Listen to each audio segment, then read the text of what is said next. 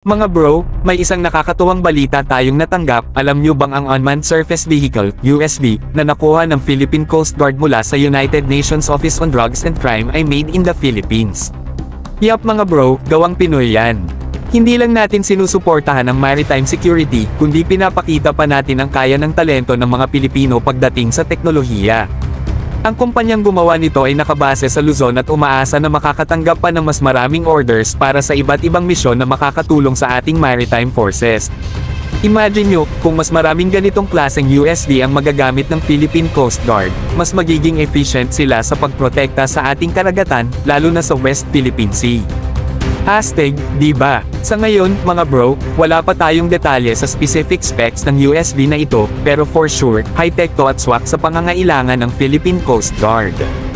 Hindi basta-basta to binigay ng UN, kaya siguradong may tiwala sila sa kakayahan ng ating mga kababayan.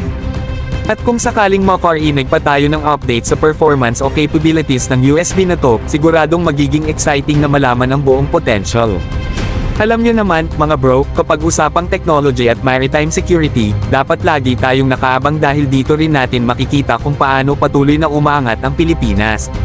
Hindi lang ito tungkol sa paggawa ng barko, kundi sa pride ng bawat Pilipino na kayang makipagsabayan sa international standards. At hindi lang Coast Guard ang makikinabang dito, ang buong bansa.